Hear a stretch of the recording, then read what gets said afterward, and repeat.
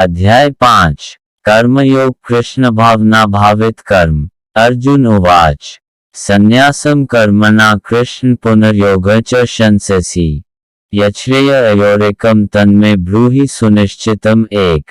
अर्जुना उवाच अर्जुन ने कहा संन्यासम संन्यास कर्म नाम संपूर्ण कर्मों के कृष्ण है कृष्ण। पुनः फिर योगम भक्ति जब भी शंससी प्रशंसा करते हो यद जो श्रेय अधिक लाभप्रद है अयो इन दोनों में से एक में तत्व में मेरे लिए ब्रूहि कहिए सुनिश्चितम निश्चित रूप से। अर्जुन ने कहा हे कृष्ण पहले आप मुझसे कर्म त्यागने के लिए कहते हैं और फिर भक्तिपूर्वक कर्म करने का आदेश देते हैं। क्या आप अब कृपा करके निश्चित रूप से मुझे बताएंगे कि इन दोनों में से कौन अधिक लाभप्रद है।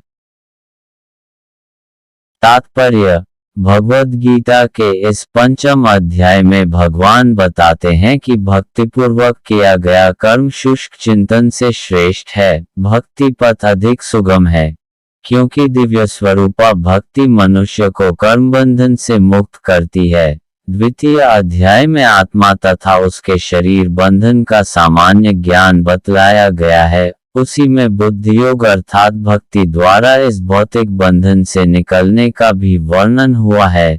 तृतीय अध्याय में ये बताया गया है कि ज्ञानी को कोई कार्य नहीं करने पड़ते। चतुर्थ अध्याय में भगवान ने अर्जुन को बताया है कि सारे यज्ञों का पर्यवसान ज्ञान में होता है, किंतु चतुर्थ अध्याय के अंत में भगवान ने अर्जुन को सलाह दी कि वह पूर्ण ज्ञान से युक्त होकर उठ करके युद्ध करे। अतः इस प्रकार एक ही साथ भक्तिमय कर्म तथा ज्ञानयुक्त कर्म की महत्ता पर बल देते हुए कृष्ण ने अर्जुन के संकल्प को भ्रमित कर दिया है।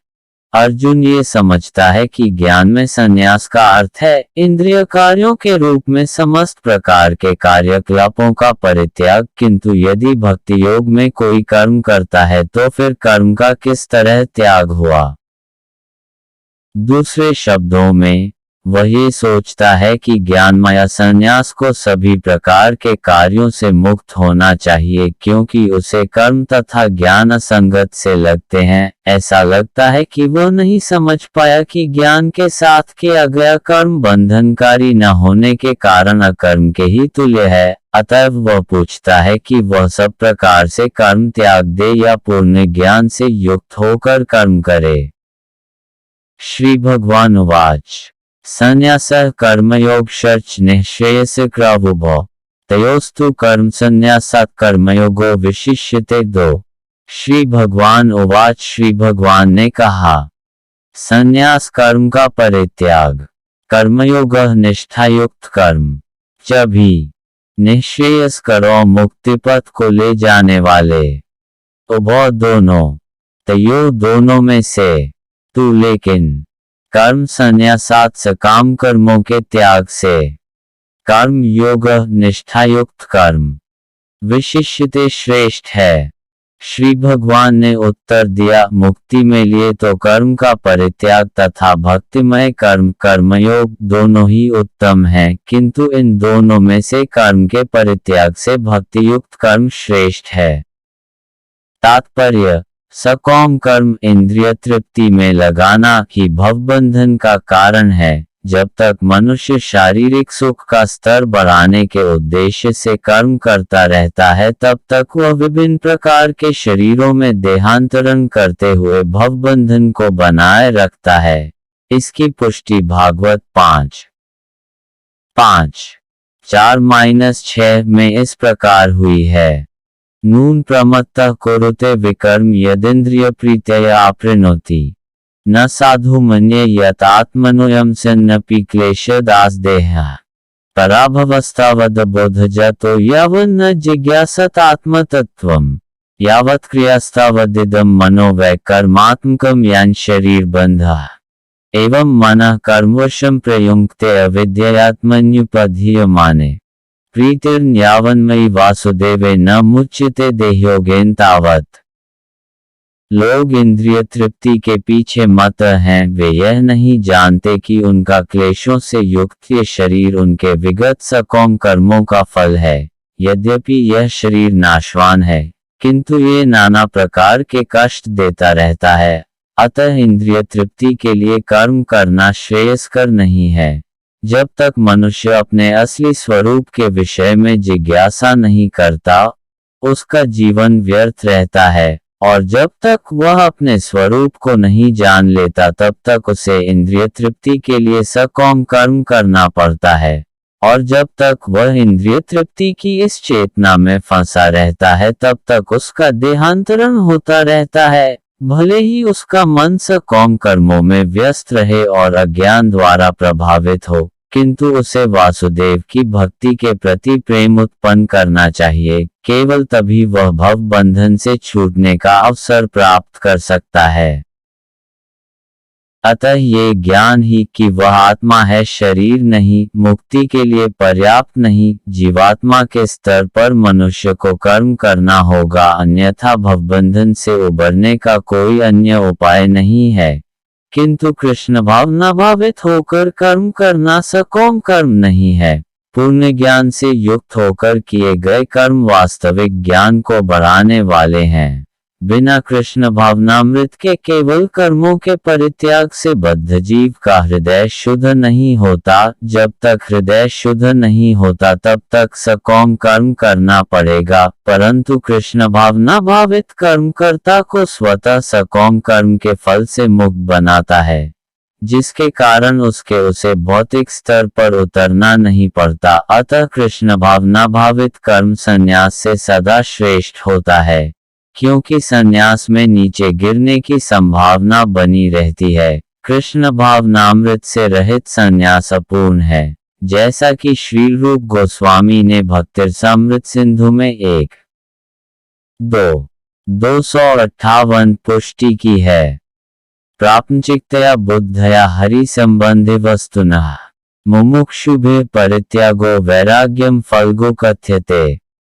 जब मुक्तिकामी व्यक्ति श्री भगवान से संबंधित वस्तुओं को भौतिक समझकर उनका परित्याग कर देते हैं, तो उनका संन्यास अपूर्ण कहलाता है। संन्यास तभी पूर्ण माना जाता है जब ये ज्ञात हो कि संसार की प्रत्येक वस्तु भगवान की है और कोई किसी भी वस्तु का स्वामित्व ग्रहण नहीं कर सकता। वस्तुतः मनुष्य को यह समझने का प्रयत्न करना चाहिए कि उसका अपना कुछ भी नहीं है, तो फिर संन्यास का प्रश्न ही कहाँ उठता है।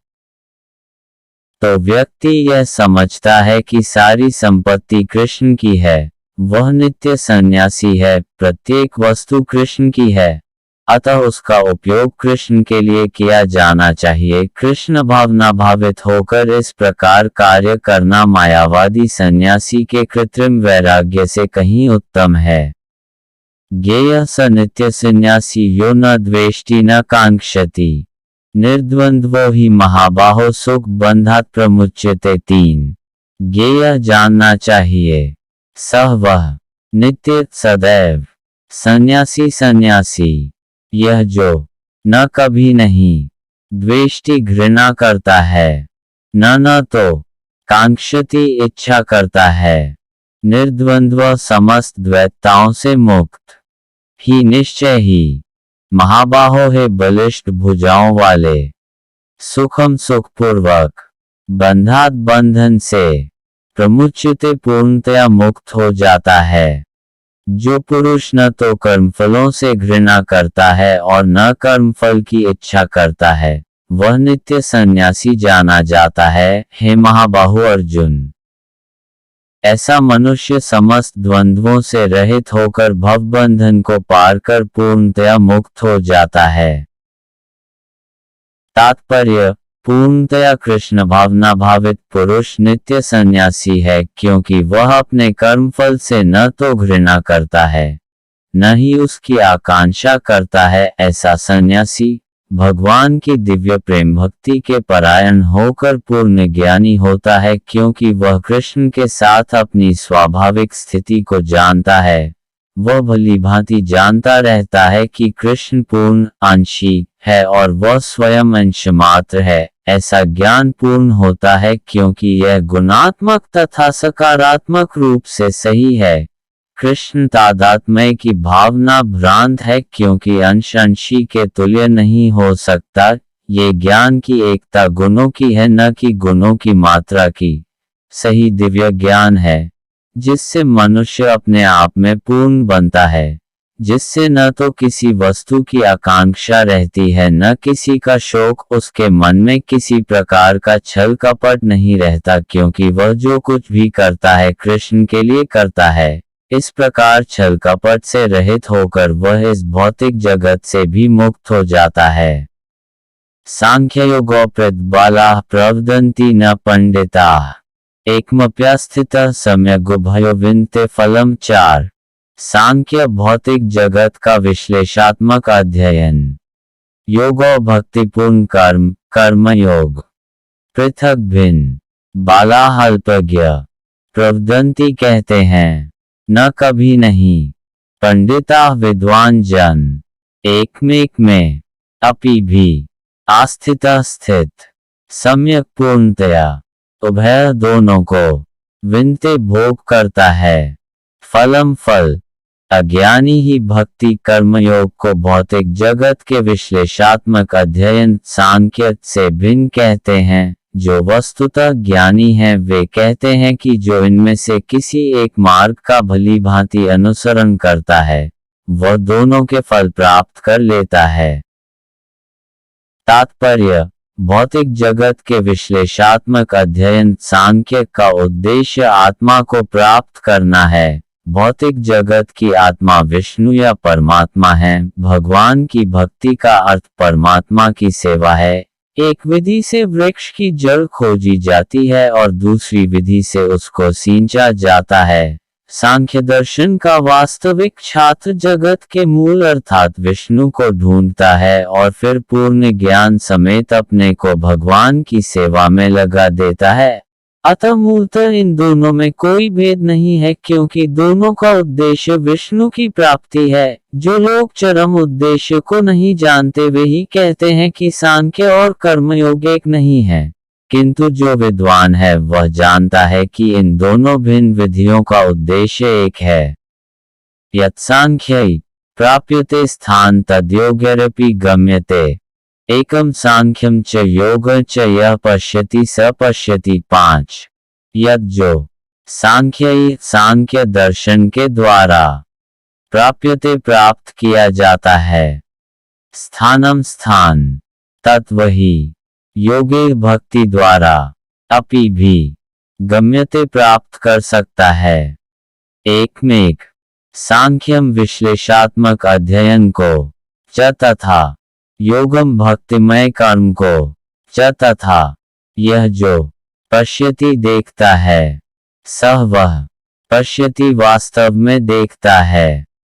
जो ये जानता है कि विश्लेषात्मक अध्ययन सांख्य द्वारा प्राप्य स्थान भक्ति द्वारा भी प्राप्त किया जा सकता है और इस तरह जो सांख्ययोग तथा भक्तियोग को एक समान देखता है वही वस्तुओं को यथारूप में देखता है। तात्पर्य। दार्शनिक शोध सांख्य का वास्तविक उद्देश्य जीवन के चरमलक्ष्य की खोज है, चूंकि जीवन का चरमलक्ष्य आत्म साक्षात्कार है।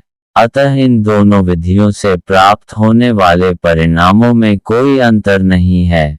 सांख्य दार्शनिक शोध के द्वारा इस निष्कर्ष पर पहुंचा जाता है कि जीव भौतिक जगत का नहीं अपितु पूर्ण परमात्मा का अंश है। फलतः जीवात्मा का भौतिक जगत से कोई सराकार नहीं होता। उसके सारे कार्य परमेश्वर से संबद्ध होने चाहिए। जब वह कृष्ण भावनामृतवश कार्य करता है तभी वह अपनी स्वाभाविक स्थिति में होता है। सांख्य विधि में मनुष्य को पदार्थ से विरक्त होना पड़ता है और भक्ति योग में उसे कृष्ण भावना भावित कर्म में आसक्त होना होता है। वस्तुतः दोनों ही विधियां एक हैं, यद्यपि ऊपर से एक विधि में विरक्ति दिखती है और दूसरे में आसक्ति है। जो पदार्थ से विरक्ति और कृष्ण में आसक्ति को एक ही तरह देखता है वही वस्तुओं को यथारूप में देखता है। संन्यासस्तु महाबाहो दुःखमाप्तुमयोगतः योगयुक्तो मुनिर्ब्रह्म न चिरेणाधिगच्छति। 6 संन्यासः संन्यास आश्रम। तू लेकिन महाबाहो है बलिष्ठ भुजाओं वाले, दुखम दुख आप तुमसे प्रभावित, अयोगतः भक्ति के बिना, योग युक्त भक्ति में लगा हुआ, मुनि चिंतक ब्रह्म परमेश्वर को न चिरेण शीघ्र ही अधिगच्छति प्राप्त करता है।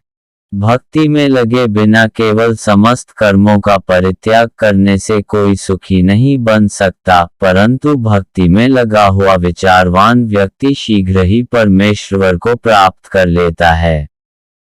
तात्पर्य: सन्यासी दो प्रकार के होते हैं। मायावादी सन्यासी सांख्य दर्शन के अध्ययन में लगे रहते हैं तथा वैष्णव सन्यासी वेदांत सूत्रों के यथार्थ भाष्य भागवत दर्शन के अध्ययन में लगे रहते हैं। मायावादी सन्यासी भी वेदांत सूत्रों का अध्ययन करते हैं,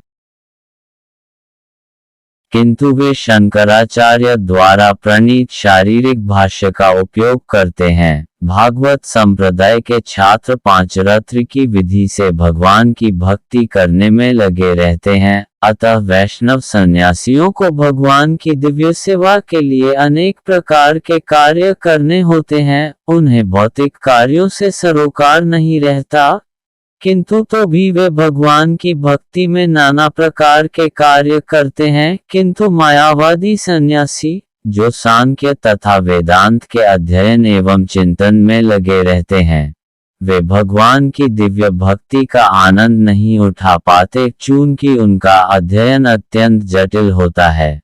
अतः वे कभी कभी ब्रह्मचिंतन से ऊबकर समुचित बोध के बिना भागवत की शरण ग्रहण करते हैं। फलस्वरूप श्रीमद् भागवत का भी अध्ययन उनके लिए कष्टकर होता है। मायावादी सन्यासियों का शुष्क चिंतन तथा कृत्रिम साधनों से निर्विशेष विवेचना उनके लिए व्यर्थ होती है। भक्ति में लगे हुए वैष्णव सन्यासी अपने दिव्य कर्मों को करते हुए प्रसन्न रहते हैं और यह भी निश्चित रहता है कि वे भगवत धाम को प्राप्त होंगे।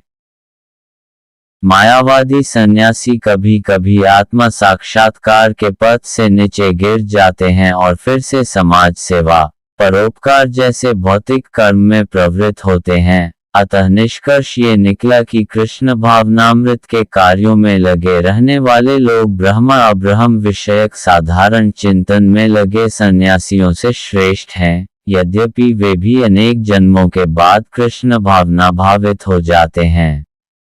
योगयुक्तो विशुद्धात्मा विजितात्मा जितेंद्रियः सर्वभूतात्म भूतात्मा कुर्वन्नपि न लिप्यते। 7 योग युक्त भक्ति में लगे हुए, विशुद्ध आत्मा शुद्ध आत्मा, विजित आत्मा आत्म संयमी, जितेंद्रिय इंद्रियों को जीतने वाला, सर्वभूत समस्त जीवों के प्रति, आत्मा भूत आत्मा दयालु, कुर्वन अपि कर्म में लगे रहकर भी, न कभी नहीं, लिप्यते बांधता है, जो भक्तिभाव में कर्म करता है, जो विशुद्ध आत्मा है और अपने मन तथा इंद्रियों को वश में रखता है, वह सबों को प्रिय होता है और सभी लोग उसे प्रिय होते हैं। ऐसा व्यक्ति कर्म करता हुआ भी कभी नहीं बांधता।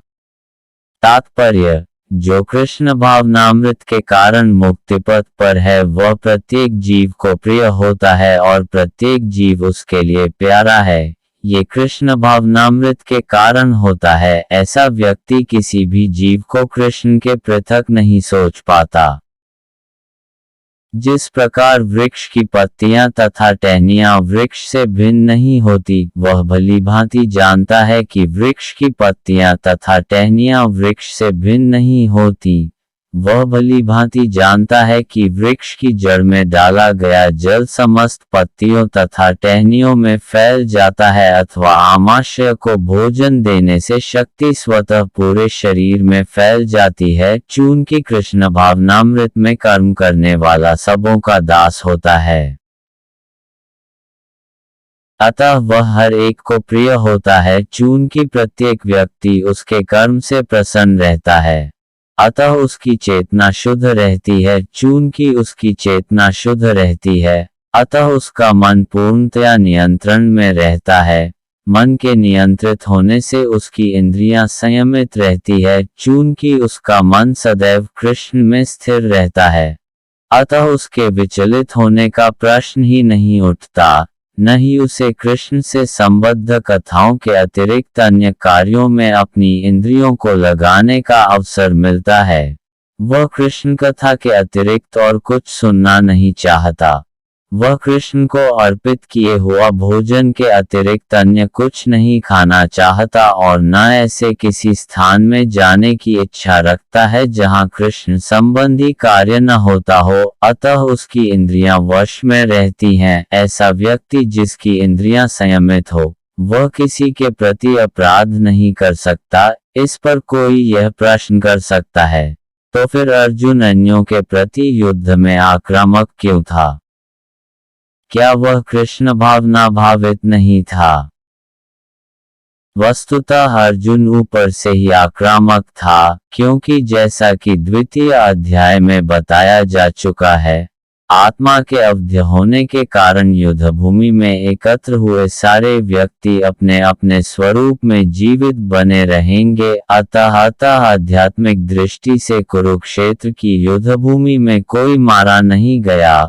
वहां पर स्थित कृष्ण की आज्ञा से केवल उनके वस्त्र बदल दिए गए। अतः अर्जुन कुरुक्षेत्र की युद्ध भूमि में युद्ध करता हुआ भी वस्तुतः युद्ध नहीं कर रहा था। वह तो पूर्ण कृष्ण भावनामृत में कृष्ण के आदेश का पालन मात्र कर रहा था। ऐसा व्यक्ति कभी कर्म बंधन से नहीं बंधता।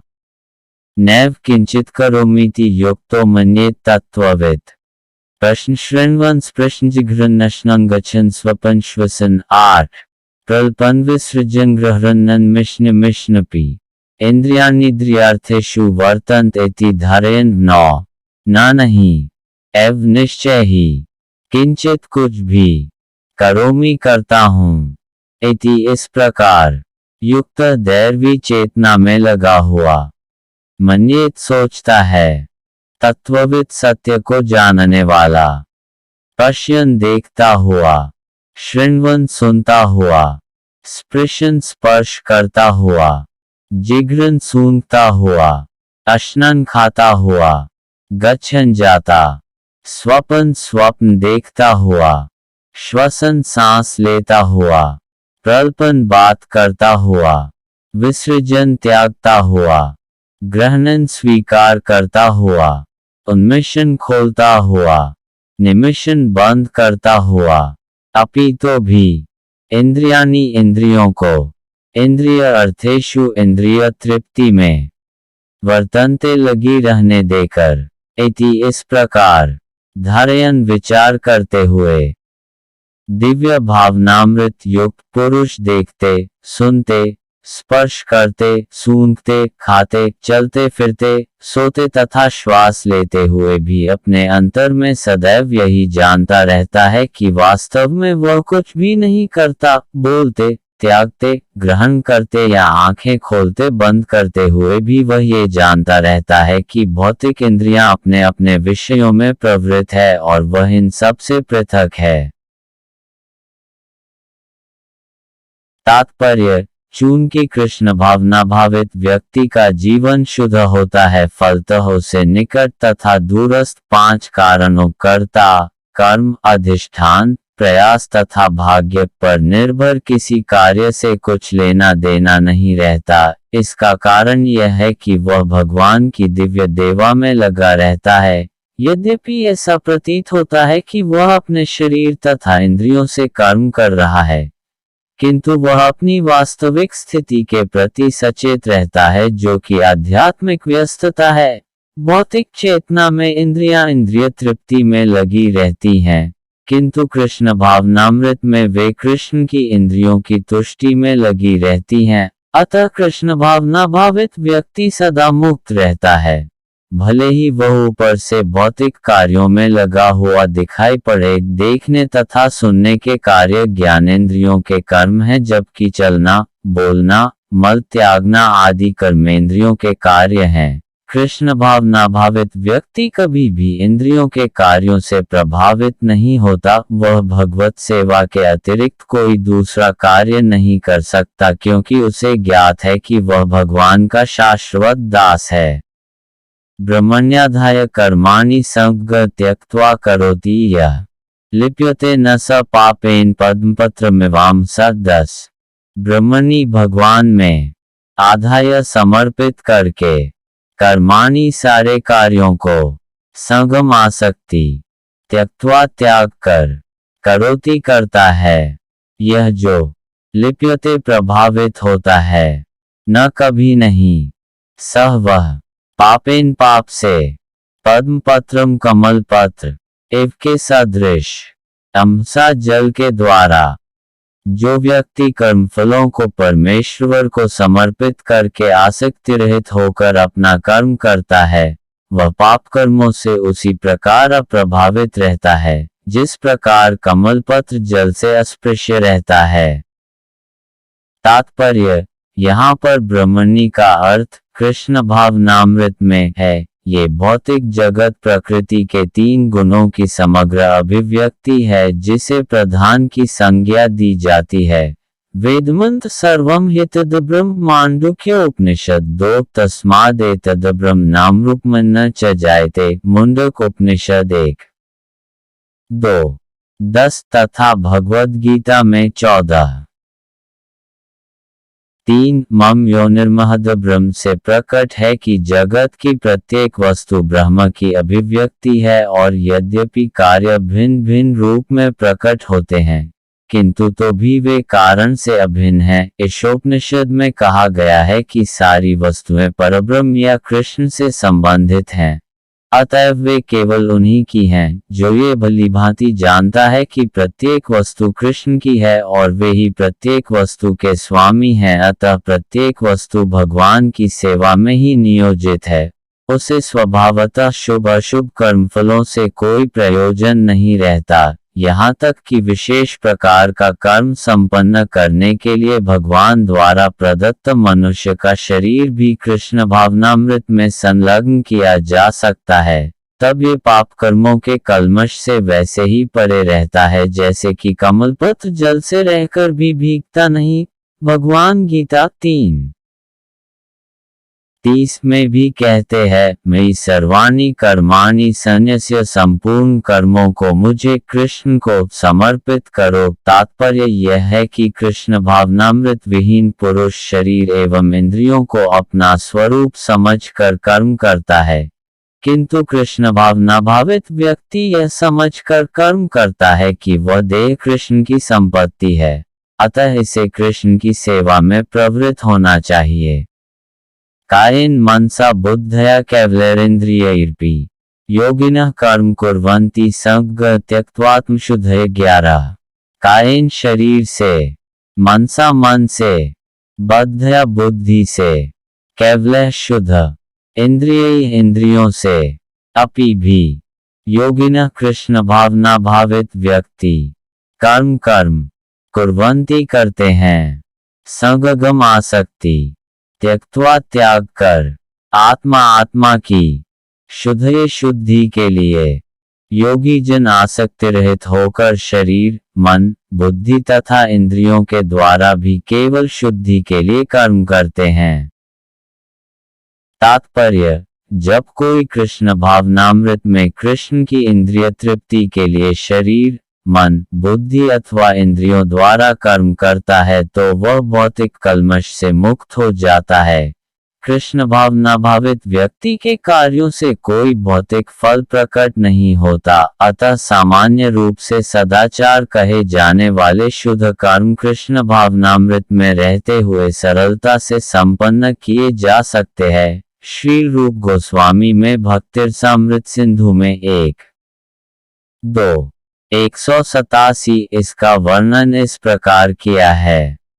इहा यस्य हरेर्दास्य कर्मणा मनसा गिरा निखिल स्वप्यवस्थासु जीवन मुक्तः स उच्यते।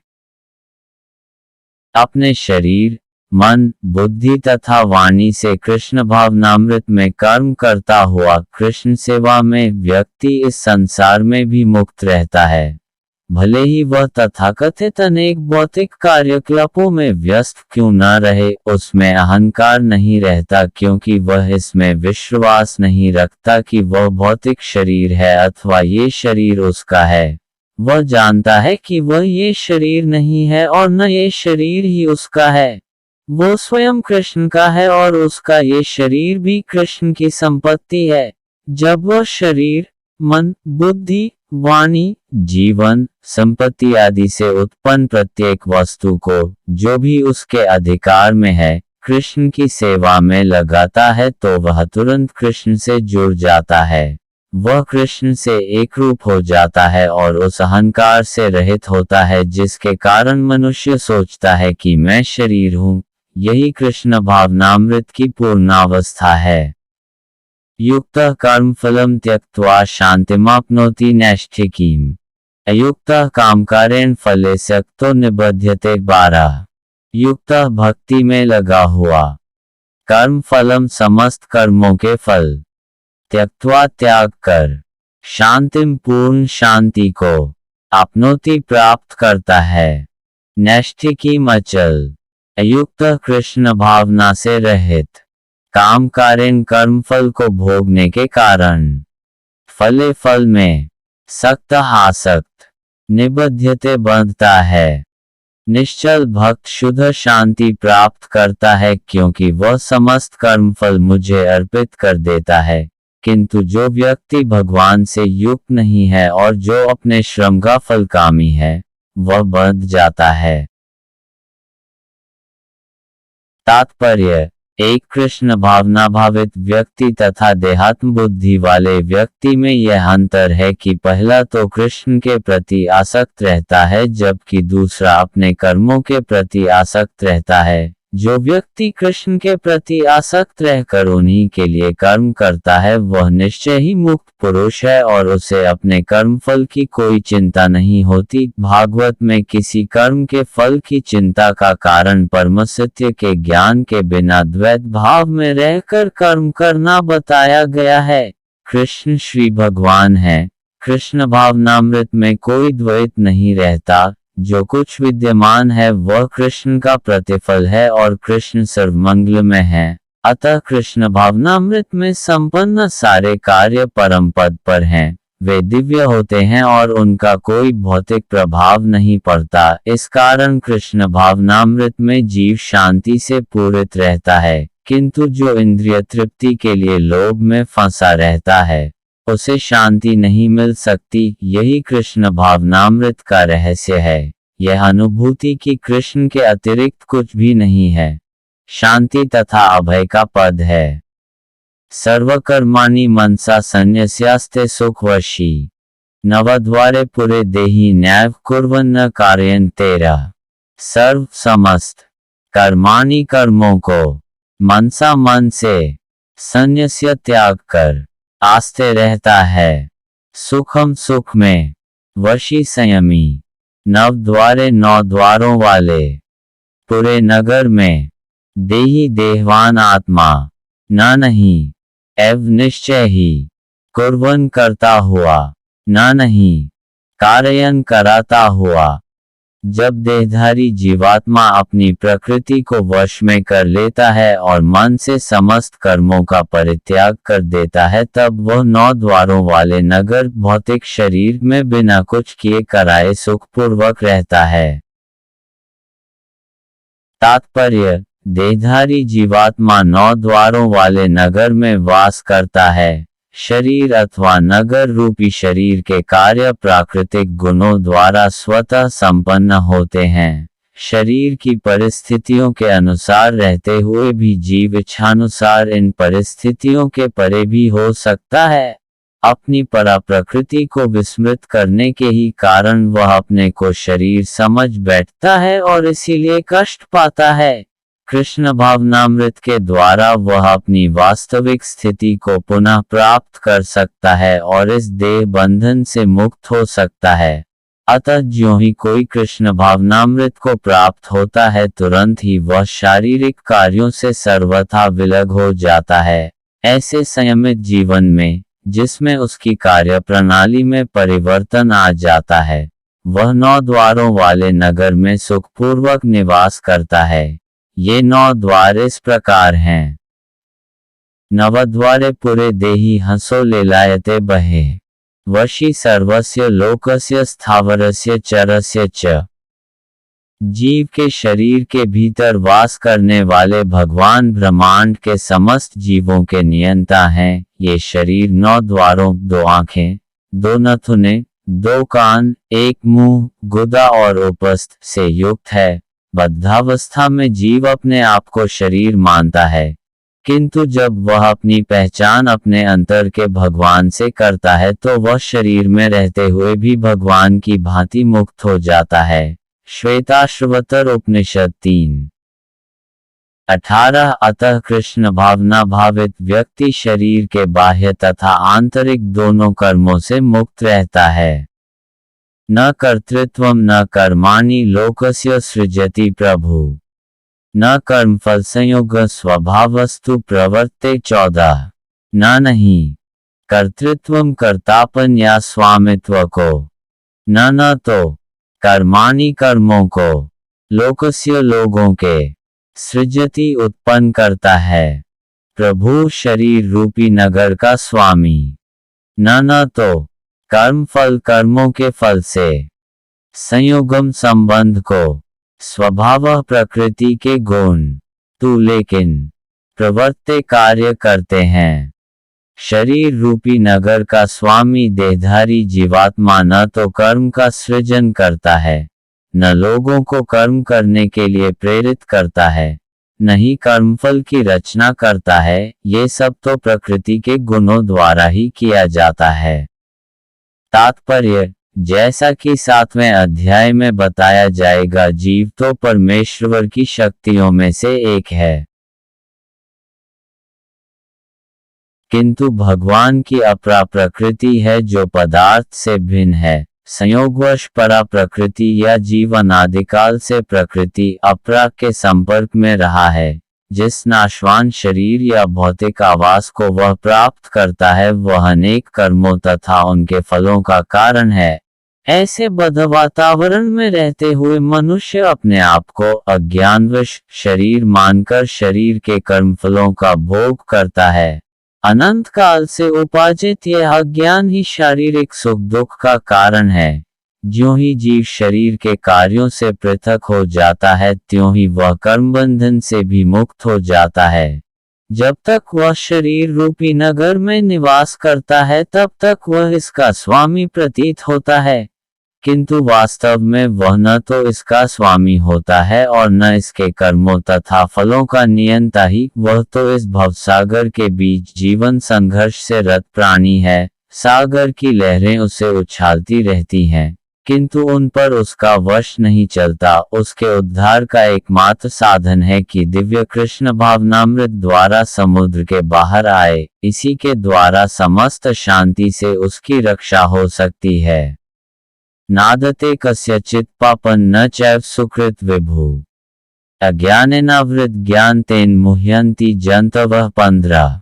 न कभी नहीं आदते स्वीकार करता है, कस्यचित् किसी की, पापम पाप, न तो, च भी, एव निश्चय ही, सुकृतम पुण्य को, विभु परमेश्वर, अज्ञानेन अज्ञान से, आवृतम आच्छादित, ज्ञानम ज्ञान, तेन उससे, मुह्यन्ति मोहग्रस्त होते हैं, जन्तवः जीवगण।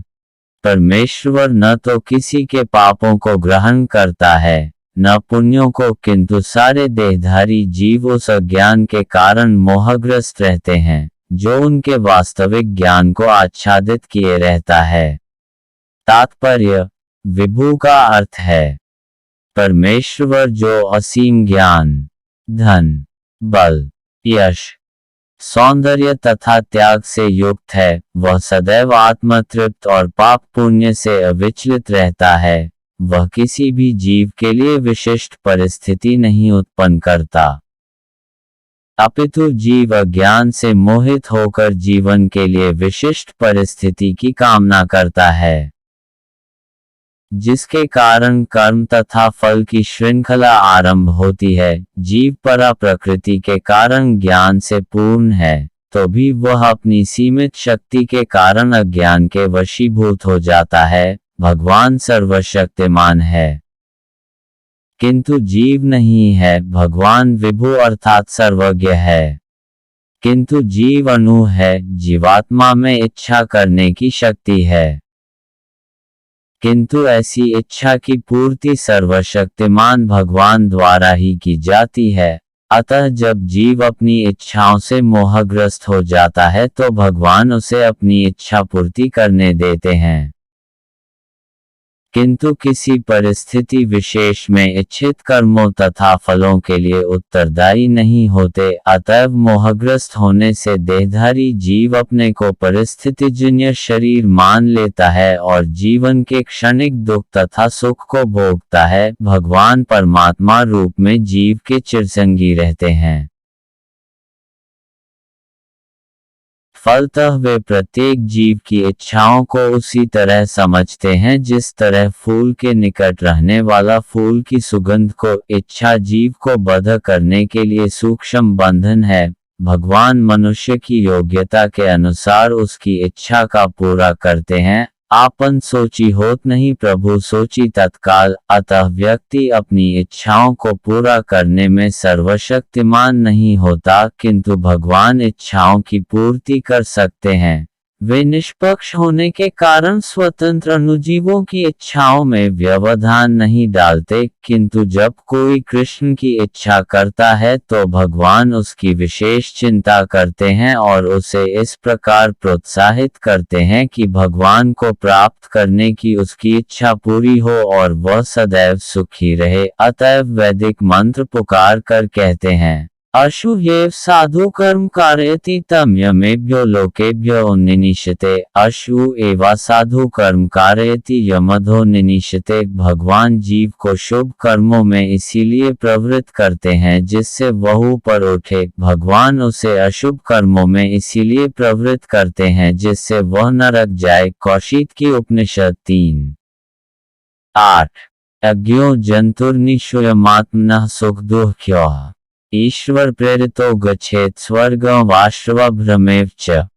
जीव अपने सुख दुख में पूर्णतया आश्रित है। परमेश्वर की इच्छा से वह स्वर्ग या नरक जाता है, जिस तरह वायु के द्वारा प्रेरित बादल।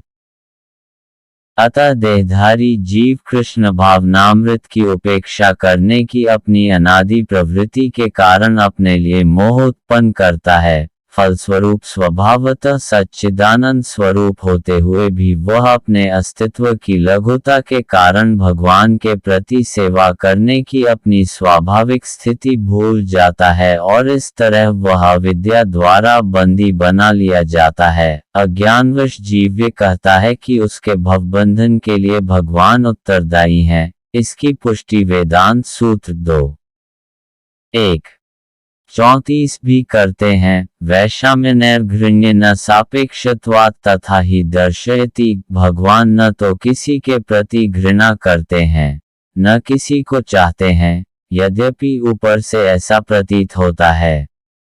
ज्ञानेन्तु तदज्ञान येषानाशितमात्मनः तेषामादित्यवज् ज्ञान प्रकाशयति तत्परम 16। ज्ञानेन ज्ञान से, तू लेकिन तत्वः अज्ञानम अविद्या ये शाम जिनका नाशितम नष्ट हो जाती है आत्मनः जीव का तेषाम उनके आदित्यवत उदीयमान सूर्य के समान ज्ञानम ज्ञान को प्रकाशयति प्रकट करता है तत्परम कृष्ण भावनामृत को। किंतु जब कोई उस ज्ञान से प्रबुद्ध होता है जिससे अविद्या का विनाश होता है तो उसके ज्ञान से सब कुछ उसी तरह प्रकट हो जाता है जैसे दिन में सूर्य से सारी वस्तुएं प्रकाशित हो जाती हैं। तात्पर्य, जो लोग कृष्ण को भूल गए हैं वे निश्चित रूप से मोहग्रस्त होते हैं, किंतु जो कृष्ण भावना भावित हैं वे नहीं होते। भगवद गीता में कहा गया है, सर्वं ज्ञान प्लविन ज्ञानाग्नि सर्वकर्माणि तथा न ही ज्ञानेन सदृशम। ज्ञान सदैव सम्माननीय है, और वह ज्ञान क्या है?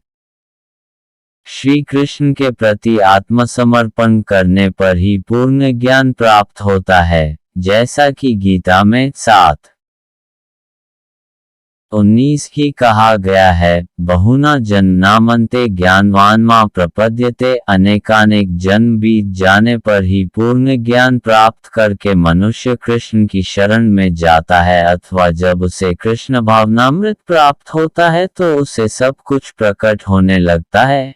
जिस प्रकार सूर्योदय होने पर सारी वस्तुएं दिखने लगती हैं, जीव नाना प्रकार से मोहग्रस्त होता है। उदाहरणार्थ, जब वह अपने को ईश्वर मानने लगता है, तो वह अविद्या के पाश में जा गिरता है। यदि जीव ईश्वर है तो वह अविद्या से कैसे मोहग्रस्त हो सकता है? क्या ईश्वर अविद्या से मोहग्रस्त होता है? यदि ऐसा हो सकता है, तो फिर अविद्या या शैतान ईश्वर से बड़ा है। वास्तविक ज्ञान उसी से प्राप्त हो सकता है जो पुनर्तः कृष्ण भावना भावित है। अतः ऐसे ही प्रामाणिक गुरु की खोज करनी होती है और उसी से सीखना होता है कि कृष्ण भावनामृत क्या है, क्योंकि कृष्ण भावनामृत से सारी अविद्या उसी प्रकार दूर हो जाती है जिस प्रकार सूर्य से अंधकार दूर होता है। भले ही किसी व्यक्ति को इसका पूरा ज्ञान हो कि वह शरीर नहीं अपितु इससे परे है, तो भी हो सकता है कि वह आत्मा तथा परमात्मा में अंतर न कर पाए, किंतु यदि वह पूर्ण प्रामाणिक कृष्ण भावना भावित गुरु की शरण ग्रहण करता है तो वह सब कुछ जान सकता है। ईश्वर के प्रतिनिधि से भेंट होने पर ही ईश्वर तथा ईश्वर के साथ अपने संबंध को सही सही जाना जा सकता है। ईश्वर का प्रतिनिधि कभी भी अपने आप को ईश्वर नहीं कहता, यद्यपि उसका सम्मान ईश्वर की ही भांति किया जाता है, क्योंकि उसे ईश्वर का ज्ञान होता है। मनुष्य को ईश्वर और जीव के अंतर को समझना होता है। अतएव भगवान कृष्ण ने द्वितीय अध्याय में 2:12 ये कहा है कि प्रत्येक जीव व्यष्टि है और भगवान भी व्यष्टि हैं। ये सब भूतकाल में व्यष्टि थे, संप्रति भी व्यष्टि हैं और भविष्य में मुक्त होने पर भी व्यष्टि बने रहेंगे। रात्रि के समय अंधकार में हमें प्रत्येक वस्तु एक सी दिखती है, किंतु दिन में सूर्य के उदय पर सारी वस्तुएं अपने अपने वास्तविक स्वरूप में दिखती हैं। आध्यात्मिक जीवन में व्यष्टि की पहचान ही वास्तविक ज्ञान है। तद्बुद्धयस्तदात्मानस्तन्निष्ठास्तत्प्रयणाः गच्छन्त्य पुनरावृत्तिं ज्ञाननिर्धूतकल्मषाः 17। तद्बुद्धयः नित्य भगवत्प्रायण बुद्धि वाले। तत्आत्मानः जिनके मन सदैव भगवान में लगे रहते हैं। तत्निष्ठा जिनकी श्रद्धा एकमात्र परमेश्वर में है। तत्परायणाः जिन्होंने उनकी शरण ले रखी है। गच्छन्ति जाते हैं, अपुनः आवृत्तिम मुक्ति को, ज्ञान द्वारा निर्धूत शुद्ध किए गए। कल्मषाः पाप अविद्या। जब मनुष्य की बुद्धि, मन, श्रद्धा तथा शरण सब कुछ भगवान में स्थिर हो जाते हैं, तभी वह पूर्ण ज्ञान द्वारा समस्त कल्मष से शुद्ध होता है और मुक्ति के पथ पर अग्रसर होता है। तात्पर्य: परम दिव्य सत्य भगवान कृष्ण ही हैं। सारी गीता इसी घोषणा पर केंद्रित है कि कृष्ण श्री भगवान हैं। यही समस्त वेदों का भी अभिमत है। परतत्व का अर्थ परम सत्य है, जो भगवान को ब्रह्मा, परमात्मा तथा भगवान के रूप में जानने वालों द्वारा समझा जाता है। भगवान ही इस परतत्व की पराकाष्ठा हैं, उनसे बढ़कर कुछ भी नहीं है। भगवान कहते हैं, मत्तः परतर नान्यत् किंचिदस्ति धनंजय। कृष्ण निराकार ब्रह्म का भी अनुमोदन करते हैं। ब्रह्मणो ही प्रतिष्ठाहम्। अतः सभी प्रकार से कृष्ण परम सत्य परतत्व हैं, जिनके मन, बुद्धि, श्रद्धा तथा शरण कृष्ण में है, अर्थात जो पूर्णतया कृष्ण भावना भावित हैं, उनके सारे कल्मश धुल जाते हैं और उन्हें ब्रह्म संबंधी प्रत्येक वस्तु का पूर्ण ज्ञान रहता है। कृष्ण भावना भावित व्यक्ति यह भली भांति समझ सकता है कि कृष्ण में द्वैत है, एक साथ एकता तथा भिन्नता, और ऐसे दिव्य ज्ञान से युक्त होकर वह मुक्ति पथ पर सुस्थिर प्रगति कर सकता है।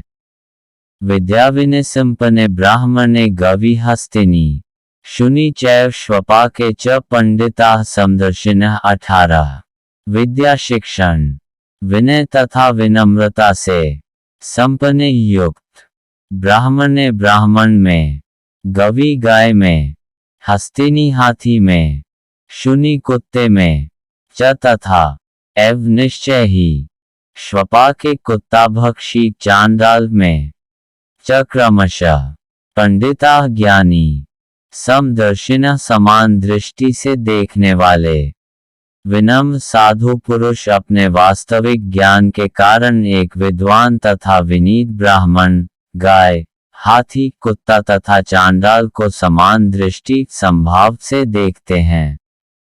तात्पर्य, कृष्ण भावना भावित व्यक्ति योनि या जाति में भेद नहीं मानता। सामाजिक दृष्टि से ब्राह्मण तथा चांडाल भिन्न भिन्न हो सकते हैं अथवा योनि के अनुसार कुत्ता, गाय तथा हाथी भिन्न हो सकते हैं, किंतु विद्वान योगी की दृष्टि में ये शरीरगत भेद अर्थहीन होते हैं। इसका कारण परमेश्वर से उनका संबंध है और परमेश्वर परमात्मा रूप में हर एक के हृदय में स्थित हैं। परम सत्य का ऐसा ज्ञान वास्तविक यथार्थ ज्ञान है जहाँ तक विभिन्न जातियों या विभिन्न योनियों में शरीर का संबंध है। भगवान सबों पर समान रूप से दयालु हैं क्योंकि वे प्रत्येक जीव को अपना मित्र मानते हैं। फिर भी जीवों की समस्त परिस्थितियों में वे अपना परमात्मा स्वरूप बनाए रखते हैं। परमात्मा रूप में भगवान चांडाल तथा ब्राह्मण दोनों में उपस्थित रहते हैं। यद्यपि इन दोनों के शरीर एक से नहीं होते, शरीर तो प्रकृति के गुणों द्वारा उत्पन्न हुए हैं, किंतु शरीर के भीतर आत्मा तथा परमात्मा समान आध्यात्मिक गुण वाले हैं। परंतु आत्मा तथा परमात्मा की यह समानता उन्हें मात्रात्मक दृष्टि से समान नहीं बनाती, क्योंकि व्यष्टि आत्मा किसी विशेष शरीर में उपस्थित होता है, किंतु परमात्मा प्रत्येक शरीर में है। कृष्ण भावना भावित व्यक्ति को इसका पूर्ण ज्ञान होता है, इसीलिए वह सचमुच ही विद्वान तथा समदर्शी होता है। आत्मा तथा परमात्मा के लक्षण समान हैं क्योंकि दोनों चेतन, शाश्वत तथा आनंदमय हैं, किंतु अंतर इतना ही है कि आत्मा शरीर की सीमा के भीतर सचेतन रहता है, जबकि परमात्मा सभी शरीरों में सचेतन है। परमात्मा बिना किसी भेदभाव के सभी शरीरों में विद्यमान है। एह तैर्जितः सर्गो येषां साम्ये स्थित मनः निर्दोषं हि समो ब्रह्म तस्माद् ब्रह्मणि ते स्थिताः। 1-9 इस जीवन में एव निश्चय ही तय उनके द्वारा जितः जीता हुआ सर्ग जन्म तथा मृत्यु, ये शाम जिनका साम्य समता में स्थितम स्थित मनः मन निर्दोषम दोष रहित ही निश्चय ही समम समान ब्रह्म ब्रह्म की तरह तस्मात् अतः ब्रह्मणि परमेश्वर में ते वे स्थिता स्थित हैं। जिनके मन एकत्व तथा समता में स्थित हैं, उन्होंने जन्म तथा मृत्यु के बंधनों को पहले ही जीत लिया है। वे ब्रह्म के समान निर्दोष हैं और सदा ब्रह्म में ही स्थित रहते हैं। तात्पर्य, जैसा कि ऊपर कहा गया है, मानसिक समता आत्म साक्षात्कार का लक्षण है। जिन्होंने ऐसी अवस्था प्राप्त कर ली है, उन्हें भौतिक बंधनों पर, विशेषतया जन्म तथा मृत्यु पर विजय प्राप्त किए हुए मानना चाहिए। जब तक मनुष्य शरीर को आत्मस्वरूप मानता है, वह बद्ध जीव माना जाता है, किंतु ज्यों ही वह आत्म साक्षात्कार द्वारा समचित्तता की अवस्था को प्राप्त कर लेता है, वह बद्ध जीवन से मुक्त हो जाता है। दूसरे शब्दों में, उसे इस भौतिक जगत में जन्म नहीं लेना पड़ता, अपितु अपनी मृत्यु के बाद वह आध्यात्मिक लोक को जाता है। भगवान निर्दोष हैं क्योंकि वे आसक्ति अथवा घृणा से रहित हैं। इसी प्रकार जब जीव आसक्ति अथवा घृणा से रहित होता है तो वह भी निर्दोष बन जाता है और वैकुंठ जाने का अधिकारी हो जाता है। ऐसे व्यक्तियों को पहले से ही मुक्त मानना चाहिए। उनके लक्षण आगे बतलाए गए हैं। न प्रहृष्येत प्रियम प्राप्य नोद्विजेत प्राप्य चाप्रियम स्थिर बुद्धिर सम्मोह ब्रह्मविद ब्रह्मणि स्थितः 20।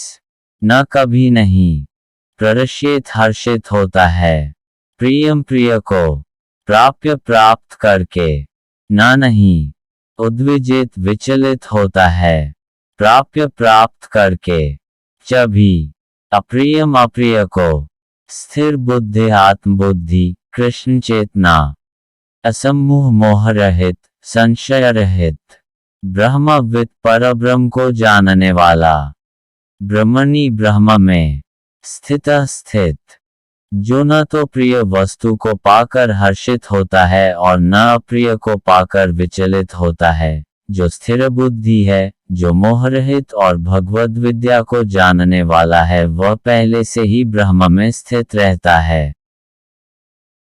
तात्पर्य, यहाँ पर स्वरूप सिद्ध व्यक्ति के लक्षण दिए गए हैं। पहला लक्षण यह है कि उसमें शरीर और आत्मतत्व के तादात्म्य का भ्रम नहीं रहता। वह ये भलीभांति जानता है कि मैं ये शरीर नहीं हूँ, अपितु भगवान का एक अंश हूँ। अतः कुछ प्राप्त होने पर न तो उसे प्रसन्नता होती है और न शरीर की कुछ हानि होने पर शोक होता है। मन की यह स्थिरता स्थिर बुद्धि या आत्मबुद्धि कहलाती है। अतः वह न तो स्थूल शरीर को आत्मा मानने की भूल करके मोहग्रस्त होता है और न शरीर को स्थायी मानकर आत्मा के अस्तित्व को ठुकराता है। इस ज्ञान के कारण वह परम सत्य अर्थात ब्रह्म, परमात्मा तथा भगवान के ज्ञान को भलीभांति जान लेता है। इस प्रकार वह अपने स्वरूप को जानता है और परब्रह्म से हर बात में तदाकार होने का कभी यत्न नहीं करता। इसे ब्रह्म साक्षात्कार या आत्म साक्षात्कार कहते हैं। ऐसी स्थिर बुद्धि कृष्ण भावनामृत कहलाती है। बाह्य स्पर्शिष्वसक्तात्मा विन्दत्यात्मनि यत् सुखम स ब्रह्मयोगयुक्तात्मा सूक्ष्मक्षयमश्नुते 21। बाह्य स्पर्शेषु बाह्य इंद्रिय सुख में असक्त आत्मा अनासक्त पुरुष विन्दति भोग करता है, आत्मनि आत्मा में, यत् जो सुखम सुख, सह वह ब्रह्म योग ब्रह्म में एकाग्रता द्वारा युक्त आत्मा आत्म युक्त या समाहित, सुखम सुख, अक्षयम असीम, अश्नुते भोगता है। ऐसा मुक्त पुरुष भौतिक इंद्रिय सुख की ओर आकृष्ट नहीं होता, अपितु सदैव समाधि में रहकर अपने अंतर में आनंद का अनुभव करता है। इस प्रकार स्वरूप सिद्ध व्यक्ति परब्रह्म में एकाग्रचित होने के कारण असीम सुख भोगता है। तात्पर्य, कृष्ण भावनामृत के महान भक्त श्री यामुनाचार्य ने कहा है, यदवधि मम चेतः कृष्ण पादारविंदे नवनवर्षधामन्युद्यतम रंतुमासीत तदवधि बत नारी संग में स्मर्यमाने भवति मुख विकारा श्रेष्ठ निष्ठीवंच।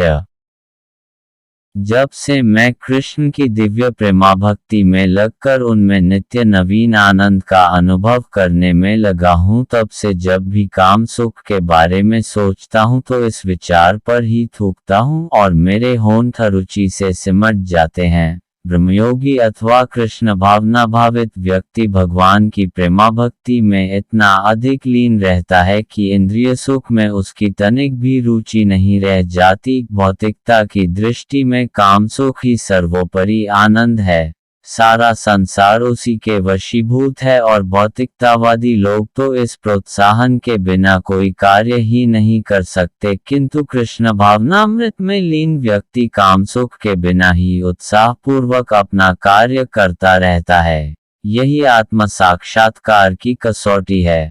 आत्म साक्षात्कार तथा कामसुख कभी साथ साथ नहीं चलते। कृष्ण भावना भावित व्यक्ति जीवन मुक्त होने के कारण किसी प्रकार के इंद्रिय सुख द्वारा आकर्षित नहीं होता। यही संस्पर्शजा भोगा दुःखयो न एव ते आद्यंतवन्तः कौन्तेय न तेषु रमते बुधः 22।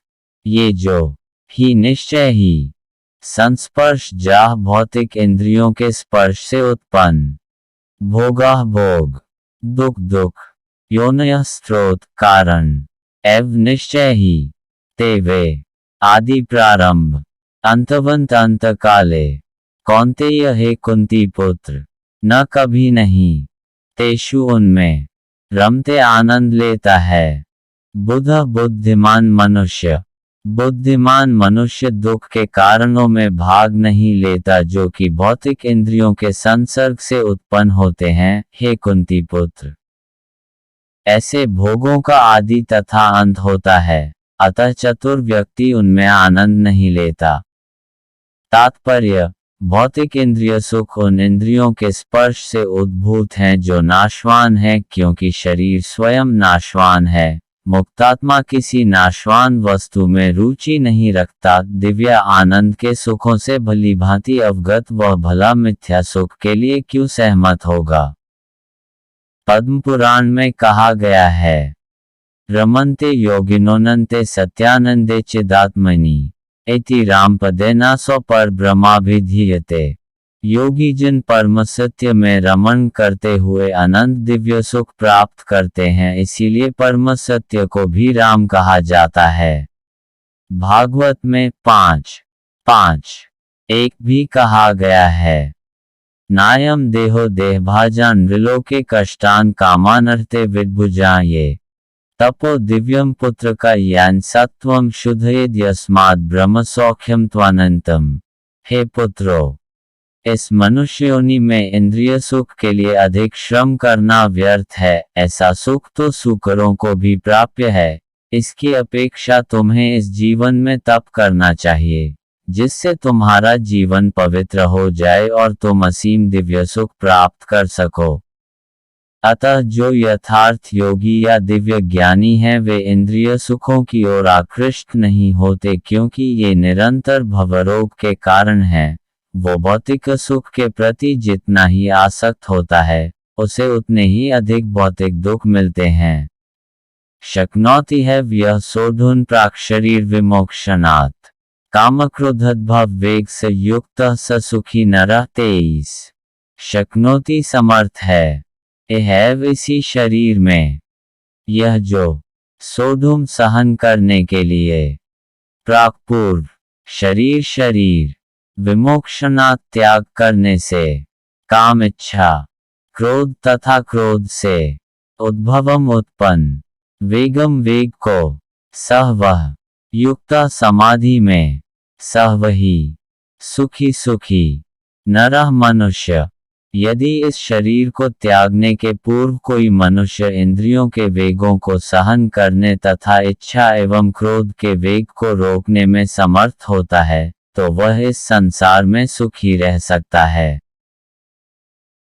तात्पर्य, यदि कोई आत्मा साक्षात्कार के पथ पर अग्रसर होना चाहता है तो उसे भौतिक इंद्रियों के वेग को रोकने का प्रयत्न करना चाहिए। ये वेग हैं वाणी वेग, क्रोध वेग, मनोवेग, उदरवेग, उपस्थवेग तथा जिह्वावेग। जो व्यक्ति इन विभिन्न इंद्रियों के वेगों को तथा मन को वश में करने में समर्थ है वह गोस्वामी या स्वामी कहलाता है। ऐसे गोस्वामी नितांत संयमित जीवन बिताते हैं और इंद्रियों के वेगों का तिरस्कार करते हैं। भौतिक इच्छाएं पूर्ण न होने पर क्रोध उत्पन्न होता है और इस प्रकार मन, नेत्र तथा वक्षस्थल उत्तेजित होते हैं। अतः इस शरीर का परित्याग करने के पूर्व मनुष्य को इन्हें वश में करने का अभ्यास करना चाहिए। जो ऐसा कर सकता है वह स्वरूप सिद्ध माना जाता है और आत्म साक्षात्कार की अवस्था में वह सुखी रहता है। योगी का कर्तव्य है कि वह इच्छा और क्रोध को वश में करने का भरसक प्रयत्न करे। योन्तः सुखोन्तराराम तथान्तज्योतिरेव्यः संयोगी ब्रह्मनिर्वाण ब्रह्मभूतोऽधिगच्छति। 24 यह जो अंतः सुखः अंतर में सुखी, अंतः आरामः अंतर में रमण करने वाला अंतर्मुखी, तथा और अंतः ज्योति भीतर भीतर लक्ष्य करते हुए, एव निश्चय ही यह जो कोई सह वह योगी योगी ब्रह्म निर्वाणम परब्रह्म में मुक्ति ब्रह्म भूत स्वरूप सिद्ध अधिगच्छति प्राप्त करता है, जो अंतःकरण में सुख का अनुभव करता है, जो कर्मठ है और अंतःकरण में ही रमण करता है तथा जिसका लक्ष्य अंतर्मुखी होता है, वह सचमुच पूर्ण योगी है, वह परब्रह्म में मुक्त पाता है और अंततो गत्वा ब्रह्म को प्राप्त होता है। तात्पर्य, जब तक मनुष्य अपने अंतःकरण में सुख का अनुभव नहीं करता तब तक भला बाह्य सुख को प्राप्त कराने वाली बाह्य क्रियाओं से वह कैसे छूट सकता है। मुक्त पुरुष वास्तविक अनुभव द्वारा सुख भोगता है, अतः वह किसी भी स्थान में मौन भाव से बैठकर अंतःकरण में जीवन के कार्यकलापों का आनंद लेता है। ऐसा मुक्त पुरुष कभी बाह्य भौतिक सुख की कामना नहीं करता। यह अवस्था ब्रह्मभूत कहलाती है, जिसे प्राप्त करने पर भगवत धाम जाना निश्चित है।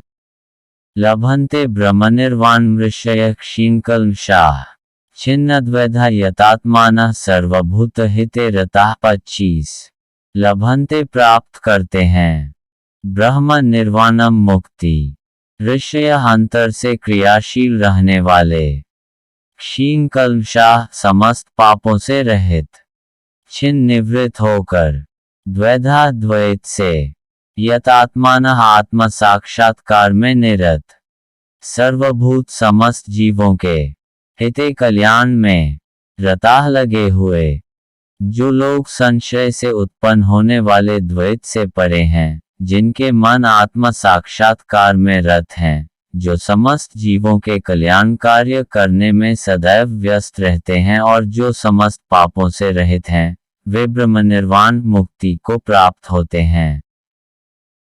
तात्पर्य, केवल वही व्यक्ति सभी जीवों के कल्याण कार्य में रत कहा जाएगा जो पूर्णतया कृष्ण भावना भावित है। जब व्यक्ति को यह वास्तविक ज्ञान हो जाता है कि कृष्ण ही सभी वस्तुओं के उद्गम हैं, तब वह जो भी कर्म करता है सबों के हित को ध्यान में रखकर करता है। परमोक्ता, परमनियंता तथा परमसखा कृष्ण को भूल जाना मानवता के क्लेशों का कारण है। अतः समग्र मानवता के लिए कार्य करना सबसे बड़ा कल्याण कार्य है। कोई भी मनुष्य ऐसे श्रेष्ठ कार्य में तब तक नहीं लग पाता जब तक वह स्वयं मुक्त न हो। कृष्ण भावना भावित मनुष्य के हृदय में कृष्ण की सर्वोच्चता पर बिल्कुल संदेह नहीं रहता। वह इसीलिए संदेह नहीं करता क्योंकि वह समस्त पापों से रहित होता है। ऐसा है ये दैवी प्रेम। जो व्यक्ति मानव समाज का भौतिक कल्याण करने में ही व्यस्त रहता है, वह वास्तव में किसी की भी सहायता नहीं कर सकता। शरीर तथा मन की क्षणिक खुशी संतोषजनक नहीं होती। जीवन संघर्ष में कठिनाइयों का वास्तविक कारण मनुष्य द्वारा परमेश्वर से अपने संबंध की विस्मृति में ढूंढा जा सकता है। जब मनुष्य कृष्ण के साथ अपने संबंध के प्रति सचेष्ट रहता है, जो वह वास्तव में मुक्तात्मा होता है, भले ही वह भौतिक शरीर के जाल में फंसा हो।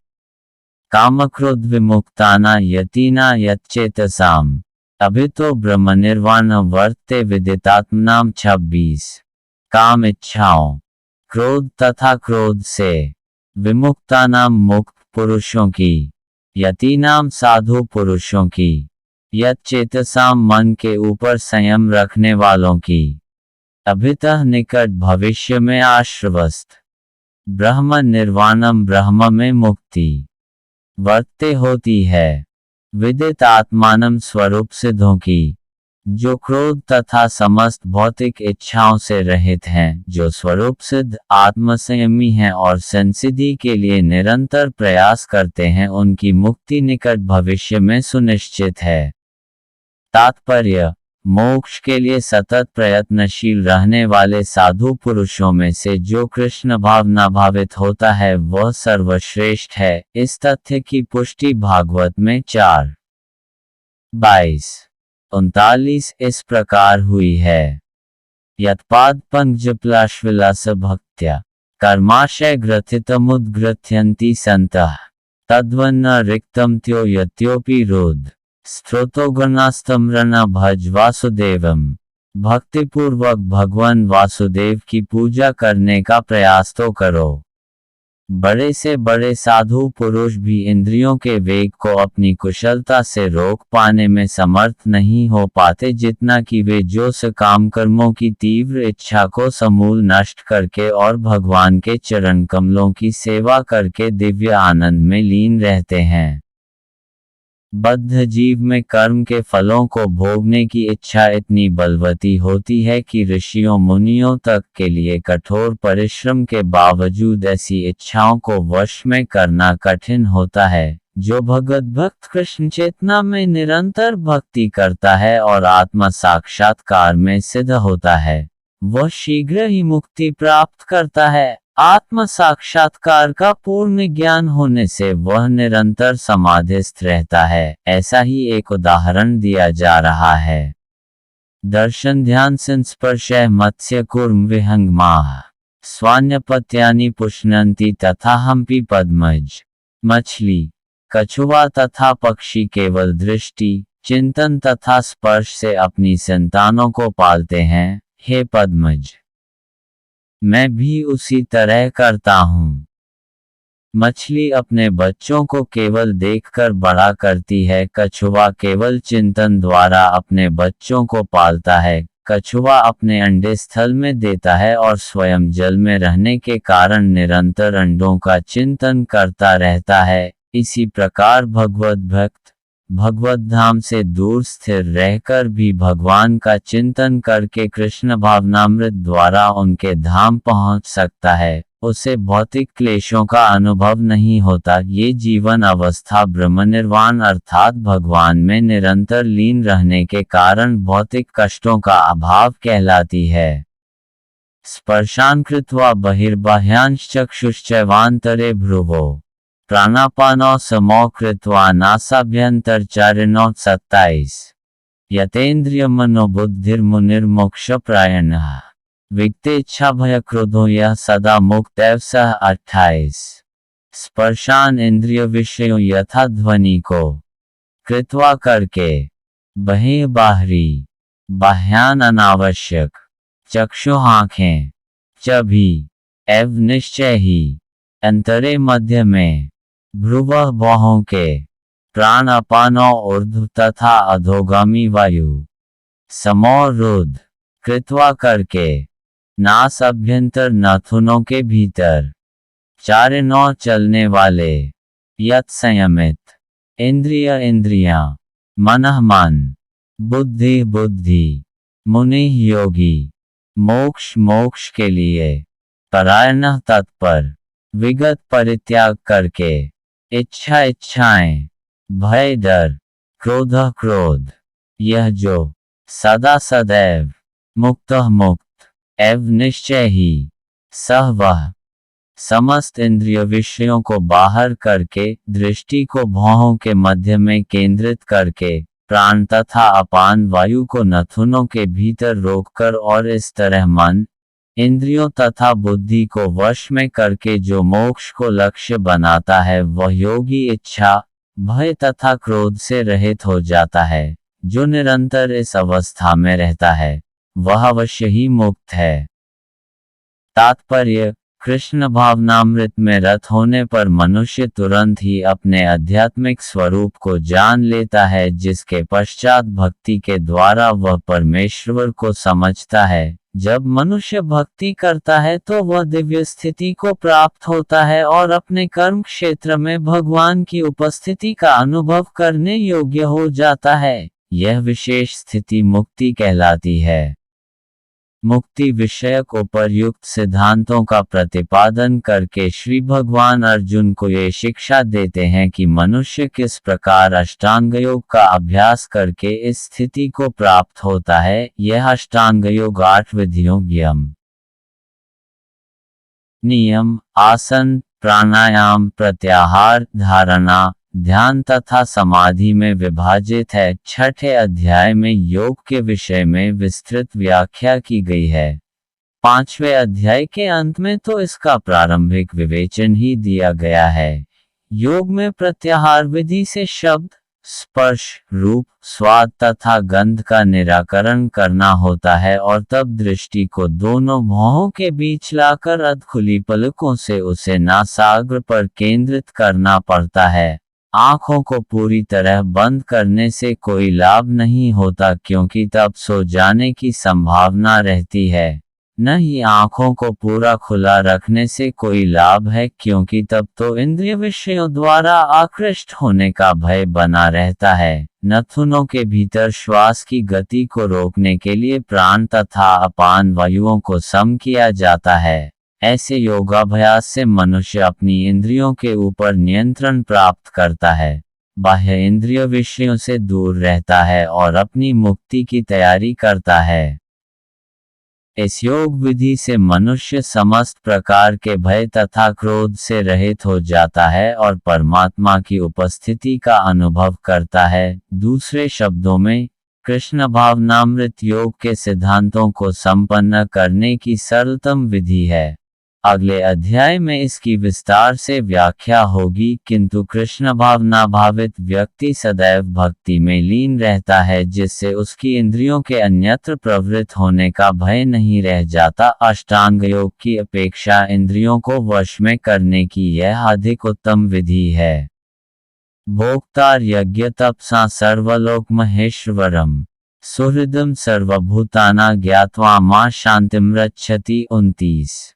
भोक्तारम भोगने वाला, भोक्ता, यज्ञ यज्ञ, तपसाम तपस्या का, सर्वलोक संपूर्ण लोकों तथा उनके देवताओं का, महा ईश्वरम परमेश्वर, सुहृदम उपकारी, सर्व समस्त भूतानाम जीवों का, ज्ञात्वा इस प्रकार जानकर, माम मुझ कृष्ण को, शांतिम भौतिक यातना से मुक्ति, ऋच्छति प्राप्त करता है। मुझे समस्त यज्ञों तथा तपस्याओं का परम भोक्ता, समस्त लोकों तथा देवताओं का परमेश्वर एवं समस्त जीवों का उपकारी एवं हितैषी जानकर मेरे भावनामृत से पूर्ण पुरुष भौतिक दुखों से शांति लाभ करता है। तात्पर्य, माया से वशीभूत सारे बद्ध जीव इस संसार में शांति प्राप्त करने के लिए उत्सुक रहते हैं, किंतु भगवद गीता के इस अंश में वर्णित शांति के सूत्र को वे नहीं जानते। शांति का सबसे बड़ा सूत्र यही है कि भगवान कृष्ण समस्त मानवीय कर्मों के भोक्ता हैं। मनुष्यों को चाहिए कि प्रत्येक वस्तु भगवान की दिव्य सेवा में अर्पित कर दें क्योंकि वे ही समस्त लोकों तथा उनमें रहने वाले देवताओं के स्वामी हैं। उनसे बड़ा कोई नहीं है। वे बड़े से बड़े देवता, शिव तथा ब्रह्मा से भी महान हैं। वेदों में श्वेताश्वतर उपनिषद 6:7 भगवान को तमीश्वराणा परमन महेश्वरम कहा गया है। माया के वशीभूत होकर सारे जीव सर्वत्र अपना प्रभुत्व जताना चाहते हैं, लेकिन वास्तविकता तो यह है कि सर्वत्र भगवान की माया का प्रभुत्व है। भगवान प्रकृति माया के स्वामी हैं और बद्ध जीव प्रकृति के कठोर अनुशासन के अंतर्गत हैं। जब तक कोई इन तथ्यों को समझ नहीं लेता तब तक संसार में व्यष्टि या समष्टि रूप से शांति प्राप्त कर पाना संभव नहीं है। कृष्ण भावनामृत का यही अर्थ है। भगवान कृष्ण परमेश्वर हैं तथा देवताओं सहित सारे जीव उनके आश्रित हैं। पूर्ण कृष्ण भावनामृत में रहकर ही पूर्ण शांति प्राप्त की जा सकती है। ये 5वां अध्याय कृष्ण भावनामृत की, जिसे सामान्यतया कर्मयोग कहते हैं, व्यवहारिक व्याख्या है। यहाँ पर इस प्रश्न का उत्तर दिया गया है कि कर्मयोग से मुक्ति किस तरह प्राप्त होती है। कृष्ण भावनामृत में कार्य करने का अर्थ है परमेश्वर के रूप में भगवान के पूर्ण ज्ञान के साथ कर्म करना। ऐसा कर्म दिव्य ज्ञान से भिन्न नहीं होता। प्रत्यक्ष कृष्ण भावनामृत भक्ति योग है और ज्ञान योग वह पथ है जिससे भक्ति योग प्राप्त किया जाता है। कृष्ण भावनामृत का अर्थ है परमेश्वर के साथ अपने संबंध का पूर्ण ज्ञान प्राप्त करके कर्म करना, और इस चेतना की पूर्णता का अर्थ है कृष्ण या श्री भगवान का पूर्ण ज्ञान। शुद्ध जीव भगवान के अंश रूप में ईश्वर का शाश्वत दास है। वह माया पर प्रभुत्व जताने की इच्छा से ही माया के संपर्क में आता है और यही उसके कष्टों का मूल कारण है। जब तक वह पदार्थ के संपर्क में रहता है उसे भौतिक आवश्यकताओं के लिए कर्म करना पड़ता है, किंतु कृष्ण भावनामृत उसे पदार्थ की परिधि में स्थित होते हुए भी आध्यात्मिक जीवन में ले आता है, क्योंकि भौतिक जगत में भक्ति का अभ्यास करने पर जीव का दिव्य स्वरूप पुनः प्रकट होता है। जो मनुष्य जितना ही प्रगत है वह उतना ही पदार्थ के बंधन से मुक्त रहता है। भगवान किसी का पक्षपात नहीं करते। ये तो कृष्ण भावनामृत के लिए व्यक्तिगत व्यवहारिक कर्तव्य पालन पर निर्भर करता है, जिससे मनुष्य इंद्रियों पर नियंत्रण प्राप्त करके इच्छा तथा क्रोध के प्रभाव को जीत लेता है, और जो कोई उपर्युक्त कामेच्छाओं को वश में करके कृष्ण भावनामृत में दृढ़ रहता है वह ब्रह्मनिर्वाण या दिव्य अवस्था को प्राप्त करता होता है। कृष्ण भावनामृत में अष्टांग योग पद्धति का स्वयमेव अभ्यास होता है, क्योंकि इससे अंतिम लक्ष्य की पूर्ति होती है। यम, नियम, आसन, प्राणायाम, प्रत्याहार, धारणा, ध्यान तथा समाधि के अभ्यास द्वारा धीरे धीरे प्रगति हो सकती है, किंतु भक्ति योग में तो ये प्रस्तावना के स्वरूप है, क्योंकि केवल इसी से मनुष्य को पूर्ण शांति प्राप्त हो सकती है। यही जीवन की परम सिद्धि है। इस प्रकार श्रीमद् भगवद गीता के 5म अध्याय कर्मयोग कृष्ण भावना भावित कर्म का भक्ति वेदांत तात्पर्य पूर्ण हुआ।